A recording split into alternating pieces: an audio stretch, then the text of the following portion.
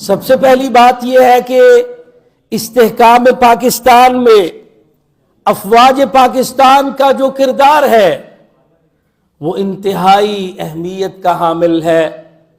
کسی بھی ملک کے لیے سب سے زیادہ اہمیت دفاعی اعتبار سے اس کی فوج کی ہوا کرتی ہے، لیکن آج جن حالات سے اور جس وقت سے جس انداز سے ہم گزر رہے ہیں، افواج پاکستان پر جو حملے اور جو بدگمانیاں اور جو سلسلے پروپیگنڈے کے شروع کیے گئے، یہ پاکستان کے دفاع کے لیے انتہائی اہمیت کی حامل ہے یہ باتیں، اور ایسے پروپیگنڈوں کے تمام تر سلسلوں کو ختم ہونا چاہیے، وہ کسی بھی پہلو سے ہوں یا کسی بھی اعتبار سے ہوں۔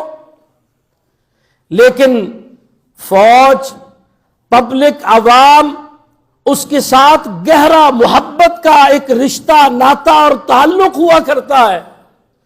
خدا نہ خواستہ اگر اس میں کسی بھی طور پر کوئی کمی آتی ہے تو یاد رکھیے اس کا سب سے بڑا فائدہ دشمنوں کو پہنچا کرتا ہے۔ تو یہ وہ موقع ہے کہ ہمیں اپنے افواج کے مورال کو بلند کرنا ہے۔ دیکھیے، ایک انسان ہونے کے اعتبار سے کسی بھی انسان سے کوئی بات یا کوئی بھی کام غلط ہو سکتا ہے، لیکن کبھی ایسا نہیں ہوا کرتا کہ ایسے پروپیگنڈے ہوں اور ایسے سلسلے ہوں کہ جس کے ساتھ بدگمانیاں بڑھے۔ ہمیشہ اپنے افواج کے مورال کو اپ رکھا جاتا ہے۔ اگر کوئی کمی کوتاہی ہو تو اس کی بھی اصلاح کا اہتمام ہوتا ہے، لیکن اصلاح کے اہتمام کا طریقہ کار ایک مثبت ہوتا ہے، تعمیری انداز سے ہوتا ہے، کنسٹرکٹیو انداز سے ہوتا ہے۔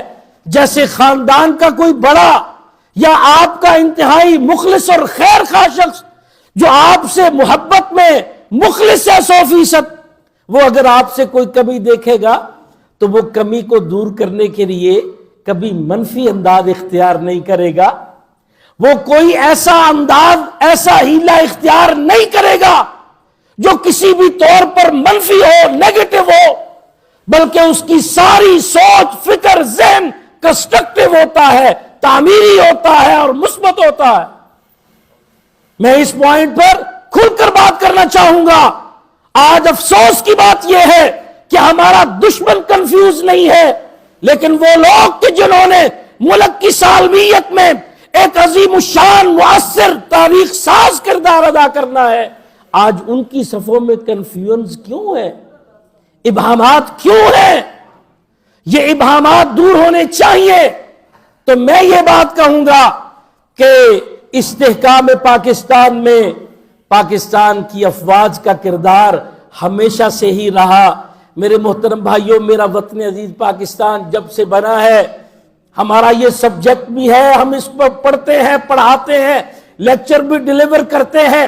جب سے پاکستان بنا، ہمارے ازلی ابدی دشمن پڑوسی نے اس دن سے ہی پاکستان کو نقصان پہنچانے کے بہت بڑے بڑے سلسلے شروع کر دیے۔ پاکستان کے اندر جو سارا انفراسٹرکچر اس کی حفاظت اور دفاع کے لیے لگا ہوا ہے، شاید وہ اتنے پیمانے پر وسیع نہیں ہے جو پاکستان کو ڈسٹرکشن کے لیے، نقصان پہنچانے کے لیے پاکستان دشمنوں نے باہر سے ایک زبردست قسم کے سلسلے شروع کیے۔ تو اس لیے ہماری فوج کو بہت زیادہ محنت کرنا پڑتی ہے، متعدد ڈپارٹمنٹس میں، متعدد فیلڈز میں ان کو ہر حوالے سے بہت ہی گہرا، مؤثر اپنا کردار ادا کرنا پڑتا ہے پاکستان کی حفاظت اور دفاع کے لیے۔ آج جو بندہ جس پر بیت رہی ہوتی ہے، جس پر چل رہی ہوتی ہے، اس کو پتا ہوتا ہے کہ وہ بیچارہ کہاں پہ کھڑا ہے، اس نے کیسے فیصلے کرنے ہیں، اور اس نے کون کون سی حکمتوں اور مصلحتوں کو پیش نظر رکھنا ہے۔ میں آج پوری ذمہ داری کے ساتھ یہ بات کہتا ہوں، میرے محترم بھائیوں، پورے عالم اسلام کے جتنے بھی ممالک ہیں، ان کے اندر وہ ملک جو سب سے زیادہ امت اسلام کے دفاع کے لیے اپنا کردار ادا کر رہا، وہ میرا اور آپ کا وطن عزیز پاکستان ہے، اور اس کے لیے اللہ کے فضل و کرم سے میرے محترم بھائیوں، ہم کوئی ناجائز کسی کی وکالت کرنے والے لوگ نہیں ہیں، لیکن ہم کھری بات کرنے والے لوگ ضرور ہیں، گراؤنڈ ریئلٹی کو دنیا کے سامنے نمایاں کر دینے والے لوگ ضرور ہیں۔ آج پاکستانی ادارے اور پاکستان کی افواج پر لوگ جب زبان چلانا شروع کرتے ہیں تو وہ دیکھتے ہی نہیں ہیں، لیکن بہت سے پہلو ان کے علم سے دور ہیں کہ اسلام کے لیے اور امت اسلام کے لیے اور دفاع اسلام کے لیے اللہ کے فضل و کرم سے ہماری افواج کا، ہمارے اداروں کا کردار کتنا عظیم الشان ہے۔ ارے بھائی، اگر تمہیں کوئی تکلیف پہنچی ہے، کوئی مسئلہ ہے تو صبر کرو، اللہ کے لیے اس کو برداشت کرو۔ آج پورے کفر کے مقابلے میں کون کھڑا ہے؟ اسلام اور پاکستان دشمنوں کے مقابلے میں کون کھڑا ہے؟ یہ مسلح افواج کھڑی ہیں پیارے بھائیوں۔ اب اگر وہ کھل کر باتیں نہیں بتاتے تو اس کا کیا مطلب ہے کہ آپ فتوے لگانا شروع ہو جائے؟ تو یہ جو ساری صورتحال ہے، میں اس پر کھل کر یہ بات کرنا چاہوں گا کہ میرے محترم بھائیوں، ساتھیوں، ہمیں اپنی افواج کے مورال کو بلند کرنا ہے اور اللہ تعالیٰ سے دعائیں بھی کرنی ہے۔ اگر کہیں قربانی پیش کرنا پڑے تو قربانی بھی پیش کرنی ہے، کوئی تکلیف آنے لگے تو اس پر صبر بھی کرنا ہے۔ کیا آپ کو معلوم نہیں کہ صبر کتنا عظیم الشان یہ حکمت عملی ہے، اور اللہ تعالیٰ نے ہمیں حکم دیا ہے کہ مسلمانوں صبر کرو۔ اگر کسی مسئلے میں کسی سیاسی جماعت کو یا کسی بھی اور کو، میرے محترم بھائیوں، ہم کسی کے لیے کوئی خاص منفی ذہن رکھنے والے لوگ نہیں، مخالفت برائے مخالفت کرنے والے لوگ نہیں ہیں، لیکن انشاءاللہ ہم تعمیری اور مثبت بات کرنے والے ضرور ہیں۔ اگر کسی کو کوئی شکوہ بن گیا ہے، ہو سکتا ہے اجتماعی زندگی میں کسی قسم کا کوئی مسئلہ بن جائے، کوئی ایشو کھڑا ہو جائے، تو بھائی اس پر صبر کرو، اللہ سے دعا کرو، اللہ تعالیٰ اپنی رحمت فرمائے گا۔ تو یہ تو میرے چند کمنٹس تھے آپ کے پروگرام کا جو اہم ترین پوائنٹ ہے، استحکام پاکستان میں افواج پاکستان کا کردار۔ میں نے اس پر بہت ساری باتیں آپ کے سامنے کر دی ہیں، جو سمجھ سکتے ہیں ان کو بہت ساری باتیں سمجھ آ سکتی ہیں۔ اور اس کے ساتھ میرے محترم بھائیوں، دوسرا اہم ترین پوائنٹ وہ یہ مسئلہ فلسطین ہے۔ یقین کیجیے آج فلسطین کے اوپر یہ جو نئی صورتحال پیدا ہوئی ہے، اس کے جہاں اور پہلو ہیں وہاں ایک خوش آئند پہلو بھی ہے، جو میں نے یہ سوچا جب مجھے محترم زاہد الراشدی صاحب سے دعوت نامہ ملا تو میں نے سوچا کہ اس مجلس میں انشاءاللہ اس پوائنٹ پر بات کروں گا، اور وہ پوائنٹ یہ ہے کہ آج پوری دنیا میں یہ بات ریکگنائز ہو رہی ہے کہ مسلمان کبھی زیادتی کرنے والا نہیں ہوا کرتا، مسلمان کبھی ظالم نہیں ہوا کرتا۔ جہاد فی سبیل اللہ کا عمل یہ ظلم والا نہیں ہے، یہ دہشت گردی نہیں ہے۔ قرآن مجید میں اللہ تعالیٰ فرماتے وَمَا رَبُّكَ بِظَلَّامٍ لِّلْعَبِيدِ، تیرا رب اپنے بندوں پر ظلم کرنے والا نہیں۔ یاد رکھیے، مسلمان سب سے زیادہ ذمہ دار شخص کو کہتے ہیں۔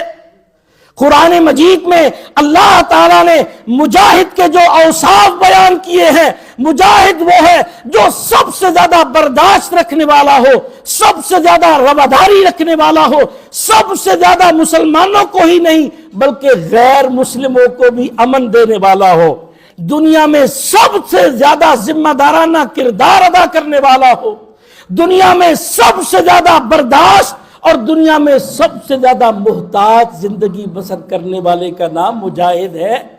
یہ اوصاف اللہ نے اپنے پاک کلام میں بیان نہیں فرمائے؟ فرمایا التائبون العابدون الحامدون السائحون الراکعون الساجدون الآمرون بالمعروف والناہون عن المنکر والحافظون لحدود اللہ۔ میں یہ رب کا آپ کو وہ کلام سنا رہا ہوں جو رب نے خود اوصاف بیان فرمائے۔ یہ سورۃ توبہ کی آیت مبارکہ ہے جہاد فی سبیل اللہ کے احکام سب سے زیادہ اس میں نازل ہوئے۔ اللہ اپنے پیارے بندوں، اپنے مجاہدوں کی تعریف رب العزت خود بیان فرما رہے ہیں۔ میرے محترم بھائیوں، مسلمان کس کو کہتے ہیں؟ اسلام یہ رحمت کا دین ہے، اور نبی رحمت کی تعلیمات، نبی رحمت کا رحمت ہونا وہ صرف مسلمانوں ہی کے لیے نہیں بلکہ غیر مسلموں کے لیے بھی ہے۔ نبی صلی اللہ علیہ وسلم رحمت مسلمانوں کے لیے بھی، یہودیوں کے لیے بھی، عیسائیوں کے لیے بھی، ہندوؤں کے لیے بھی، مجوسیوں کے لیے بھی، سارے غیر مسلموں کے لیے۔ آپ کے بیٹے اور بچوں کو موقع ملا جب چند یہ سال قبل جو سیلاب آیا سندھ میں، لوگ گہرے پانیوں کا شکار ہوئے، تو آپ کے یہ بیٹے بچے ہم سے وابستہ لوگ وہاں پہ گہرے پانیوں میں چھلانگیں لگا کر جہاں مسلمانوں کو نکالا، وہاں اللہ کی قسم عیسائیوں کو نکالا، ہندوؤں کو نکالا۔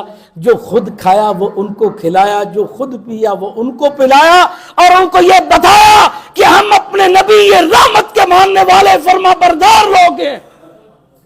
میرے محترم بھائیوں، اسلام آج ہمارے سامنے یہ تعلیمات پیش کرتا ہے۔ تو میں یہ جو سارے پوائنٹس باتیں آپ کے سامنے رکھنا چاہ رہا ہوں، جو سب سے بڑی بات سامنے آ رہی ہے، پوری دنیا میں بڑے بڑے مظاہرے ہوئے، امریکہ میں ہوئے، برطانیہ میں ہوئے، یورپ میں ہوئے، بہت بڑی بڑی تعداد میں، اور وہاں صرف مسلمانوں نے مظاہرے نہیں کیے، آپ کو معلوم ہونا چاہیے جیوز بھی شامل تھے، جنہوں نے یہودیوں کی یعنی اسرائیل کی یہ جو حرکت ہے، آپ کو معلوم ہونا چاہیے کہ یہودی خود اسرائیل بنائے جانے کے خلاف ہیں، بلکہ ان کے ایسے انٹرنیٹ پر تصاویر موجود ہیں کہ انہوں نے اسرائیل کے پرچم کو جلایا۔ میرے محترم بھائیوں، یہ بات آپ کو معلوم ہونی چاہیے، اسلام مائنورٹیز کے حقوق سب سے زیادہ بیان کرتا ہے۔ اسلام اللہ کا دین یہ اعلان کرتا ہے، جو گھر کسی عیسائی کا ہے وہ اس کی پراپرٹی، وہ اس کا حق ہے۔ جو گھر کسی یہودی کا ہے وہ اس کی پراپرٹی، وہ اس کا حق ہے۔ جو جس کا حق ہے وہ اس کو ملنا چاہیے، اس کے حق کو تسلیم کیا جانا چاہیے۔ لیکن اگر خدا نخواستہ یہودی کسی مسلمان کے گھر کو تباہ کرے، وہاں مسلمانوں پر ظلم ڈھائے، ذرا بات کو توجہ سے سنیے، مسلمان کے گوشت کا قیمہ بنائے اور اس کو وہاں گھر سے باہر پھینکے نکالے، اور پھر اسے کہے، کیا کہے، تم مجھے تسلیم کرو میں تمہیں تسلیم کرتا ہوں۔ وہ اس کی پراپرٹی بھی نہ ہو یہودی کی، اس کا کوئی حق نہ ہو، وہ مسلمان کو اس کے گھر سے بے حق جو ہے پرے کرے، اس کو نقصان پہنچائے، اور اس کو گھر سے نکال کر اس پر ظلم کرتے ہوئے یہ کہے کہ تم مجھے تسلیم کرو میں تمہیں تسلیم کرتا ہوں۔ آج کس قدر افسوس کی بات ہے جو لوگ اس بات کی تائید کر رہے ہیں کہ مسئلہ فلسطین کا حل 2 اسٹیٹ ہے۔ کیا آپ کو پتا ہے کہ اس بات کی سب سے پہلے نفی قائد اعظم محمد علی جناح رحمت اللہ علیہ نے خود فرمائی تھی؟ یہ کتابوں میں موجود ہے، آپ جائیے اٹھائیے پڑھیے۔ 2 اسٹیٹ نامنظور، 2 اسٹیٹ۔ تو یہ بات جو ہے یہ بالکل وہ مسلمان کو گھر سے محروم کر کے اسے کہہ رہا کہ تم مجھے تسلیم کرو میں تمہیں تسلیم کرتا ہوں، تم میرے اسرائیل کو تسلیم کر لو، ایک اسٹیٹ جو بچی کھچی علاقہ ہے وہ میں تمہارا تسلیم کرتا ہوں۔ میرے محترم بھائیوں، یہ جو ساری ظلم اور زیادتی اسی وجہ سے بہت سے جیوز بھی آج اسرائیل کی جو صہیونی تحریک ہے جس کے نتیجے میں اسرائیل کا قیام عمل میں آیا تھا اس کی مخالفت کر رہے ہیں، اور دنیا کے اندر یہ جو تحریک چلی کہ اسرائیل کو تسلیم نہیں کیا جانا چاہیے، اس کی بنیاد یہ تھی کہ اسرائیل کا اس علاقے پر حق نہیں تھا۔ جو اس کا حق ہو تو اللہ کا دین تو حکم دیتا ہے جس یہودی کا غیر مسلم کا جو حق ہے اس کو تسلیم کیا جائے، اس کو مانا جائے، اس کا حق اس کو دیا جائے، لیکن یہ اس پر ان کا کوئی حق نہیں تھا۔ دنیا کے اندر اس پر بہت بحث ہو چکی ہے۔ آج نیتن یاہو ایک طرف ہو، میں دعوے کے ساتھ کہتا ہوں آپ کی اس مجلس میں پورے عالم اسلام کے 55-56 ممالک میں سے مسلمانوں کا کوئی بچہ بھی انشاءاللہ اس کو ناک آؤٹ کر سکتا ہے اس ڈائیلاگ میں کہ یہودیوں کا اس علاقے میں کوئی حق نہیں ہے۔ تو قابل احترام بھائیوں، بزرگوں، ساتھیوں، اس وقت پوری دنیا میں یہ بات جو سامنے آئی الحمدللہ اور آگے بڑھ رہی ہے کہ جہاد دہشت گردی نہیں ہے، اللہ کا حکم کبھی دہشت گردی والا نہیں ہو سکتا، اللہ کا حکم کبھی زیادتی والا نہیں ہو سکتا، یہ اللہ کا حکم ہی وہ حکم ہے جس نے غیر مسلموں کو بھی تحفظ دلایا۔ کیا تاریخ اس بات کی گواہ نہیں ہے؟ طارق بن زیاد رحمت اللہ علیہ نے جو حملے کیے تھے، وہ حملے کس کے لیے تھے؟ وہ عیسائیوں کو وہ ان کے بادشاہ کے ظلم و ستم سے بچانا تھا۔ یہ سارے واقعات تاریخ میں موجود ہیں۔ تو جہاد فی سبیل اللہ کا حکم اللہ کا ہے، یہ حکم صرف مسلمانوں کے لیے ہی نہیں بلکہ غیر مسلموں کے تحفظ کی بھی علامت اور ضمانت ہے۔ اس لیے مجھے یہ کہنے دیجئے، مسلمان جو ہوتا ہے وہ سب سے زیادہ اعلیٰ ظرفی والا ہوتا ہے، سب سے زیادہ رواداری والا ہوتا ہے، سب سے زیادہ برداشت والا ہوتا ہے، سب سے زیادہ اعلیٰ اخلاقی اقدار والا ہوتا ہے، سب سے زیادہ محتاط زندگی بسر کرنے والا، سب سے زیادہ ذمہ دار انسان ہوتا ہے۔ اللہ کا دین یہ نقشہ ہمارے سامنے پیش کر رہا ہے۔ تو مجھے اس بات کی خوشی ہے، ان سارے حالات میں جو بات قابل احترام بھائیوں سامنے آ رہی ہے وہ یہ سامنے آ رہی ہے کہ ایک سچا مسلمان، اللہ کے حکموں پر عمل پیرا مسلمان کبھی ظالم نہیں ہوتا، کبھی دہشت گرد نہیں ہوتا۔ میرے محترم بھائیوں، پاکستان کی ساری ایجنسیاں، سارے ادارے میرے والد محترم کے ایک ایک لمحے سے آگاہ ہیں۔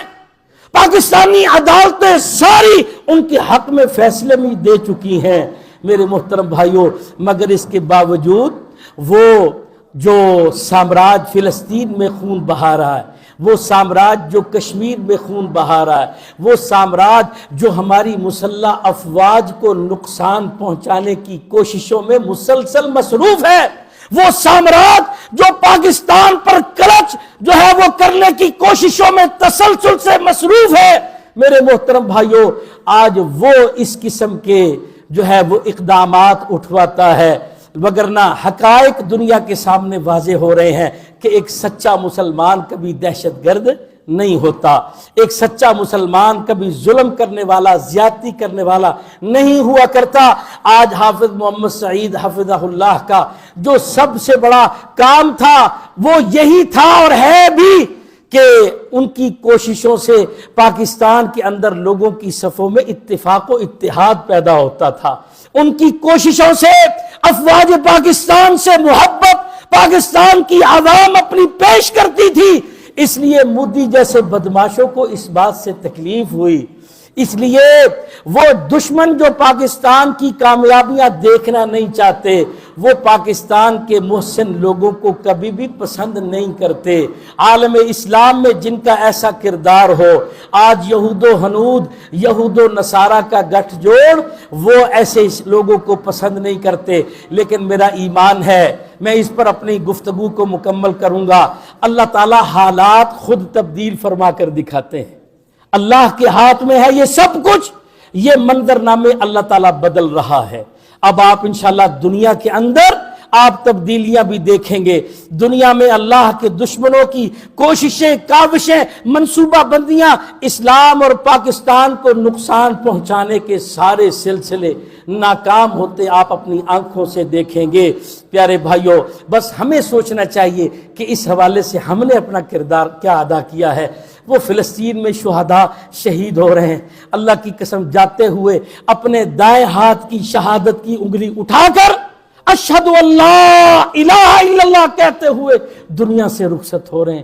اللہ کے رسول صلی اللہ علیہ وسلم نے فرمایا من کان آخر کلامہ لا الہ الا اللہ دخل الجنہ، جس کی روح نکلتے ہوئے اس کی زبان سے آخری کلمات یہ نکل آئے لا الہ الا اللہ، اللہ نے اس کو سیدھا اپنی جنتوں میں داخل فرمانا۔ فلسطین سے رشتہ کیا، تو محترم سے رشتہ کیا، وہ شہداء تو اپنی جانوں کے نذرانے پیش کر رہے ہیں۔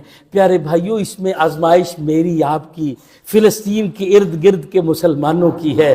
ہمیں اپنا کردار ادا کرنا چاہیے، ہمیں اللہ تعالیٰ کا سوال قرآن مجید میں موجود ہے، وَمَا لَكُمْ لَا تُقَاتِلُونَ فِي سَبِيلِ اللَّهِ وَالْمُسْتَضْعَفِينَ مِنَ الرِّجَالِ وَالنِّسَاءِ وَالْوِلْدَانِ، یہ اللہ کا کلام ہے، اس میں اللہ کا سوال ہے جو نہ ملکوں کے بدلنے سے بدلتا ہے، جو نہ بر اعظم و بر صغیروں کے بدلنے سے بدلتا ہے، جو نہ سالوں کے بدلنے سے بدلتا ہے۔ یہ قرآن اللہ کا کلام ہے، اس میں اللہ تعالیٰ کے سوالات ہیں اپنے بندوں کے لیے، امت اسلام سے۔ میرے محترم بھائیوں، اللہ کے ان سوالوں کا جواب ہم کیا دیں گے؟ ان ساری باتوں پر ہمیں غور کرنے کی ضرورت ہے۔